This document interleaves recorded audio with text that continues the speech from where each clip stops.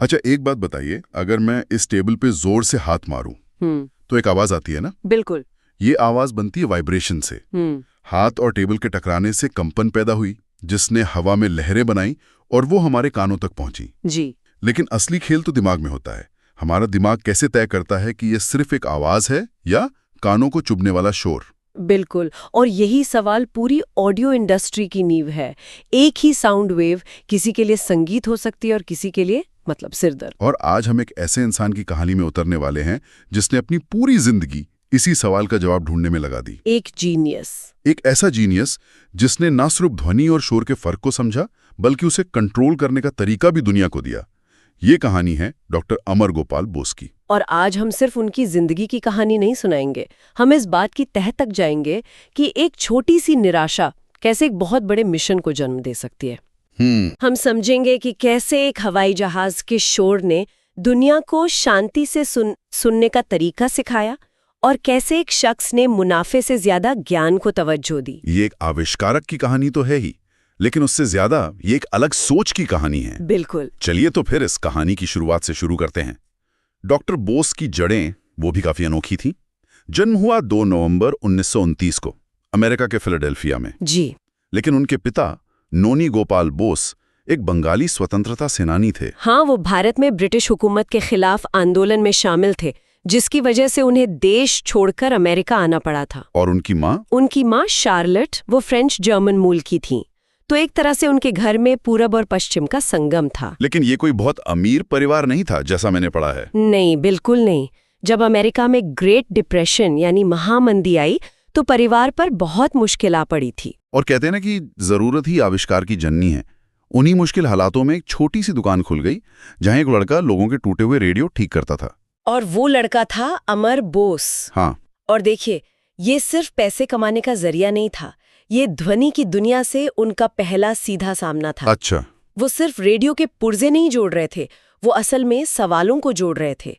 उनके दिमाग में चल रहा था, ये आवाज इन तारों से होकर कैसे गुजरती है। संगीत एक शहर से दूसरे शहर तक कैसे पहुंच जाता है? बिल्कुल। ये जो प्रैक्टिकल प्रॉब्लम सॉल्विंग और गहरी जिज्ञासा का मेल था, इसी ने उनके पूरे भविष्य की नींव रखी। जाहिर है, दिमाग तो तेज था ही। अपनी मेहनत के दम पर उन्हें दुनिया के टॉप इंजीनियरिंग कॉलेजों में से एक मैसाचुसेट्स इंस्टीट्यूट ऑफ टेक्नोलॉजी यानी MIT में एडमिशन मिल गया। MIT। वहां उन्होंने इलेक्ट्रिकल इंजीनियरिंग में PhD तक की।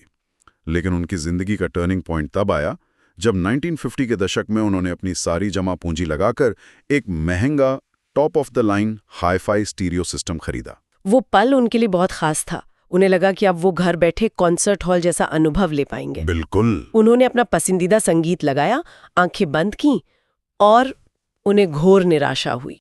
आवाज अच्छी नहीं थी। आवाज में कोई जान ही नहीं थी। ऐसा लग रहा था जैसे संगीत किसी डिब्बे के अंदर से आ रहा हो, एकदम सपाट और बेजान। हम में से कोई होता तो शायद उस स्टीरियो को उठाकर दुकान पे वापस फेंका था या फिर कस्टमर केयर पे घंटों शिकायत करता। सही बात है। लेकिन डॉक्टर बोस ने कुछ और ही किया। बिल्कुल। उन्होंने उस निराशा को एक व्यक्तिगत चुनौती बना लिया। यही उनकी जीनियस सोच दिखती है।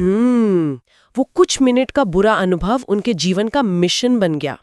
रिकॉर्ड किए गए संगीत को इतना असली और जीवंत बनाना कि वो लाइव परफॉर्मेंस जैसा लगे। उन्होंने सोचा, तकनीक इतनी आगे बढ़ चुकी है, फिर भी हम लाइव संगीत के जादू को रिकॉर्ड क्यों नहीं कर पा रहे हैं? एग्जैक्टली। और इसी एक सवाल ने 1964 में बोस कॉर्पोरेशन को जन्म दिया। जी। लेकिन उनकी सोच उस समय की बाकी कंपनियों से एकदम अलग थी, जहां सब हर 3 महीने के मुनाफे पर नजर रखते थे। डॉक्टर बोस का फोकस था लंबी रिसर्च पर, इनोवेशन पर। वो कहते थे कि बेहतरीन प्रोडक्ट बनाने में सालों लग सकते हैं और वो इंतजार करने को तैयार थे। वो एक तरह से रेस नहीं, मैराथन दौड़ रहे थे। तो उन्होंने 1964 में बोस कॉर्पोरेशन की स्थापना तो कर दी, लेकिन सिर्फ कंपनी बनाने से तो आवाज बेहतर नहीं हो जाती। उनके दिमाग में जरूर कोई क्रांतिकारी विचार चल रहा होगा। वो क्या था? बिल्कुल। और उनका विचार सिर्फ एक नहीं बल्कि 2 बड़े सिद्धांतों पर आधारित था, जिसने सब कुछ बदल दिया। अच्छा। पहला था ये समझना कि हम असल में संगीत सुनते कैसे हैं। उन्होंने महसूस किया कि ज्यादातर स्पीकर एक टॉर्च की तरह काम करते हैं। एक टॉर्च की तरह मतलब आवाज को सीधा आगे की तरफ फेंकते हैं। अच्छा, मतलब अगर आप स्पीकर के ठीक सामने बैठे हैं तो सब ठीक है, लेकिन अगर आप कमरे में कहीं और हैं तो अनुभव बिल्कुल बदल जाता है। एग्जैक्टली। लेकिन जब आप किसी लाइव कॉन्सर्ट में होते हैं तो क्या आवाज सिर्फ स्टेज से सीधी आप तक आती है? नहीं, वो तो हर तरफ से आती है, दीवारों से, छत से टकराकर। बिल्कुल, वो दीवारों से टकराती है, छत से टकराती है, लोगों से टकराकर आपके कानों तक पहुंचती है। संगीत चारों ओर से आता है। इसी को उन्होंने रिफ्लेक्टिव साउंड यानी परावर्तित ध्वनि कहा। कमाल है। मतलब स्पीकर सिर्फ कान के लिए नहीं बल्कि पूरे कमरे के लिए डिजाइन किया गया था। हाँ। लेकिन क्या सिर्फ आवाज को दीवारों से टकराना ही काफी था? क्योंकि कई बार आवाज गूंजती भी तो है, जो सुनने में अच्छी नहीं लगती। उन्होंने इसे कैसे संभाला? आपने बिल्कुल सही नस पकड़ी है, और यहीं पर उनका दूसरा बड़ा सिद्धांत काम आता है, साइको अकूस्टिक्स। साइको अकूस्टिक्स, ये तो सुनने में ही काफी साइकोलॉजिकल सा लग रहा है। हाँ, बिल्कुल। ये विज्ञान सिर्फ ये नहीं देखता कि आवाज की फिजिकल प्रॉपर्टीज क्या है, बल्कि ये कि हमारा दिमाग उसे कैसे समझता है और प्रोसेस करता है। मतलब ये फिजिक्स से ज्यादा साइकोलॉजी का खेल है। हाँ, कि हमारा दिमाग आवाज को कैसे महसूस करता है। एकदम सही। हमारा दिमाग बहुत स्मार्ट है। वो सिर्फ आवाज नहीं सुनता, वो उसमें गहराई, दिशा और दूरी का अंदाजा भी लगाता है। डॉक्टर बोस ने इसी विज्ञान का इस्तेमाल किया। उन्होंने ऐसे स्पीकर्स डिजाइन किए जो दिमाग को मतलब एक तरह से धोखा दे सकें। अच्छा। वो आवाज के रिफ्लेक्शन और टाइमिंग को इस तरह कंट्रोल करते थे कि हमारे दिमाग को लगता था कि आवाज हर दिशा से आ रही है, भले ही स्पीकर एक कोने में रखा हो। और इन्हीं सिद्धांतों को मिलाकर उन्होंने 1968 में बोस 901 स्पीकर सिस्टम लॉन्च किया। जी। मैंने पढ़ा है कि वो उस समय के लिए एक एलियन टेक्नोलॉजी ऐसा था। उसमें एक बड़ा स्पीकर नहीं था, बल्कि 9 छोटे-छोटे स्पीकर्स थे जो अलग-अलग दिशाओं में आवाज फेंकते थे। हाँ, और उसने ऑडियो की दुनिया में तहलका मचा दिया। ज्यादातर स्पीकर्स मतलब 8 पीछे की दीवार की तरफ आवाज फेंकते थे और सिर्फ एक सामने की तरफ। तो समीक्षकों को ये कैसा लगा? समीक्षकों को समझ नहीं आया कि इसकी तारीफ करें या बुराई, क्योंकि इसने स्पीकर डिजाइन के सारे नियम तोड़ दिए थे। लेकिन सुनने वालों को ऐसा अनुभव मिला जो उन्होंने पहले कभी नहीं किया था। उन्हें लगा कि वो सच में एक लाइव परफॉर्मेंस के बीच में बैठे हैं। बिल्कुल। वाह, एक खराब स्टीरियो के अनुभव से शुरू हुई कहानी ने पूरी इंडस्ट्री को बदल दिया। लेकिन ये तो सिर्फ शुरुआत थी। हाँ। उनकी जिंदगी में एक और ऐसा ही निराशाजनक अनुभव आया जिसने एक और क्रांति को जन्म दिया। हाँ, और ये कहानी शायद उनके सबसे मशहूर आविष्कार से जुड़ी है। साल था 1978 और डॉक्टर बोस यूरोप से अमेरिका की एक लंबी फ्लाइट में थे। और उस समय की फ्लाइट्स आज से भी ज्यादा शोर करती थी। इंजन की लगातार गूंजती हुई आवाज बहुत ज्यादा को कम करने की बजाय संगीत को और बिगाड़ रहे थे। बिल्कुल बेकार। वो इतने परेशान हो गए कि उन्होंने हेडफोन उतारकर रख दिए और बस उस शोर में बैठे रहे। और फिर से वही हुआ, एक आम इंसान की झुंझलाहट। एक जीनियस के दिमाग में एक सवाल बन गई। हाँ। उन्होंने अपनी नोटबुक निकाली और वहीं जहाज में हिसाब लगाना शुरू कर दिया। सवाल था, क्या हम शोर को शोर से ही खत्म कर सकते हैं? ये सुनने में ही कितना अजीब लगता है, शोर को शोर से खत्म करना। ये तो आग को आग से बुझाने जैसी बात हुई।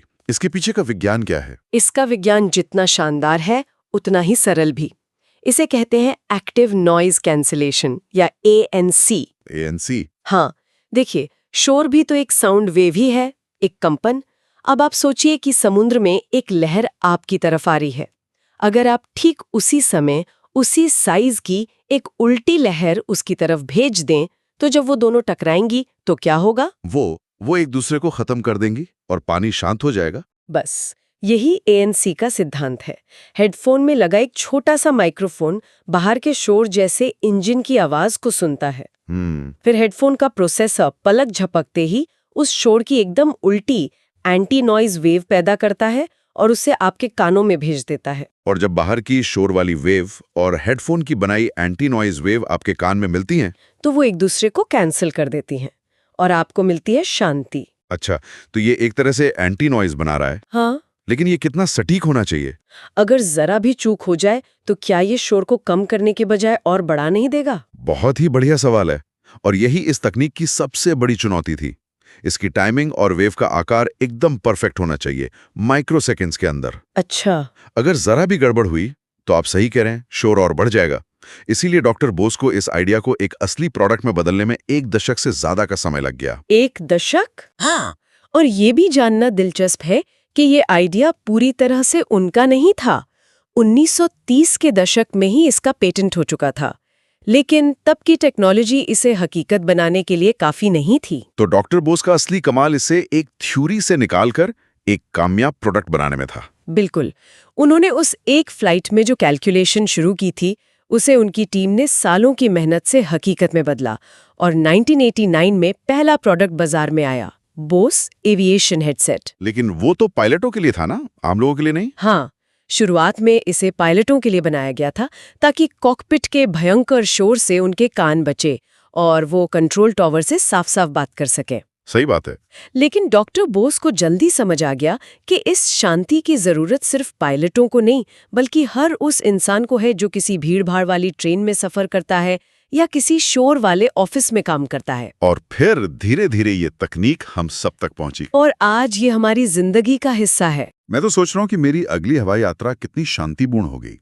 पर ये सच है, वो सिर्फ एक आविष्कारक और बिजनेसमैन नहीं थे, उनका एक और पहलू था। बिल्कुल, और वो था एक शिक्षक का। वाह, तो वो सिर्फ एक जीनियस आविष्कारक ही नहीं, बल्कि एक रॉक स्टार प्रोफेसर भी थे। ऐसा क्या खास था उनके पढ़ाने के तरीके में? वो MIT में 45 साल से ज्यादा प्रोफेसर रहे। 45 साल? हाँ, उनके छात्र बताते हैं कि वो मुश्किल से मुश्किल कॉन्सेप्ट्स को कहानियों और रोजमर्रा की मिसालों से समझाते थे। लेकिन उनका सबसे बड़ा सबक उनकी क्लास का एक ही नियम था, मान्यताओं को चुनौती देने से कभी मत डरो। वो कहते थे कि असली इनोवेशन किसी किताब को रटने से नहीं, बल्कि उस पर सवाल उठाने से आता है। और ये सोच उनकी कंपनी चलाने के तरीके में भी दिखती थी।